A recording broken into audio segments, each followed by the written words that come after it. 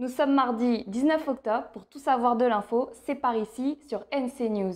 Au menu de l'actu ce soir, tout ce qu'il faut retenir de la visite de Sébastien Lecornu, l'essentiel du point presse et le reste de l'actu du jour. Sébastien Lecornu est donc reparti hier soir après 13 jours en Nouvelle-Calédonie. Crise sanitaire, organisation de la 3e consultation ou encore aide de l'État. Que faut-il retenir précisément de la visite du ministre? Éclairage d'Adrien Monroux. Le ministre de l'Outre-mer a achevé lundi sa visite officielle en Nouvelle-Calédonie. Entre visite du Medipôle, rencontre avec acteurs du monde économique, universitaire et forces de sécurité, la volonté de prendre du temps pour chacun des domaines clés du pays s'est fait ressentir avant le référendum. Un référendum qui devrait normalement se tenir le 12 décembre, hormis si l'épidémie de Covid devenait hors de contrôle. Le principe étant que l'on reprenne rapidement une vie normale, une élection démocratique en faisant partie a rapidement laissé comprendre le ministre. Une position affirmée alors que des voix ont commencé à s'élever côté indépendantiste pour demander le report de la 3e consultation. Cependant, la volonté sous-jacente de maintenir le vote ne se fera pas sans mesures sanitaires fortes. 342 soignants viendront relayer et compléter la réserve sanitaire et une aide de 4,8 milliards de francs va être débloquée. Le but, répondre aux dépenses du pays et en particulier celles de la crise Covid.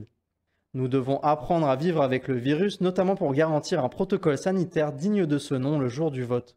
Bien que cela ne semble pas être sa volonté, Sébastien Lecornu a émis l'hypothèse que le 3e référendum puisse se tenir en 2022 si la situation sanitaire l'imposait. Niveau économie, la visite du ministre aura été l'occasion de faire le point sur le secteur du nickel. Je crois qu'il s'est engagé assez clairement sur le fait que l'État accompagnera les évolutions des 3 usines pour un nickel plus vert, résumait Sonia Backes. Au sortir de ces nombreux entretiens, le ministre des Outre-mer a mis en avant le fait assez curieux que la Nouvelle-Calédonie semblait parfois vouloir renoncer à certaines de ses compétences quand la situation devenait assez compliquée. Par exemple, la pression du ministre pour que le gouvernement calédonien lève les motifs impérieux pour venir sur le territoire. Cela montre la volonté de l'État de bousculer certains dossiers qui patinent. Enfin, en vue de la préparation du 3e référendum, Sébastien Lecornu aura aussi pris le temps de rencontrer les forces de sécurité. L'objectif étant de se préparer à garantir l'ordre et la sécurité pendant et après le vote. Pour cela, 2000 policiers et gendarmes seront mobilisés sur le Caillou. La Nouvelle-Calédonie, ce n'est pas un dossier périphérique pour le président de la République, concluait le ministre. Fini les vols vers les îles Loyauté. Air Calédonie a annulé ses rotations vers les îles jusqu'à la fin du mois. Une annulation qui fait suite à la décision des autorités coutumières de fermer les aéroports de Maré, de Lifou et d'Ouvéa pour protester contre le pass sanitaire. La compagnie prend acte et se voit dans l'obligation d'annuler les rotations, explique un communiqué. Le point presse de ce mardi était animé par Christopher Gigès, le membre du gouvernement chargé de l'économie numérique, a dressé un premier bilan de la mise en place du pass sanitaire et présenté la table ronde qui aura lieu en fin de semaine sur l'obligation vaccinale et le pass sanitaire. La situation sanitaire s'améliore encore. Le taux d'incidence est à 250, bien loin du pic à 1250 au plus fort de la crise le 20 septembre. Un décès supplémentaire est toutefois à déplorer ces dernières 24 heures, ce qui porte à 243 le nombre de victimes du Covid.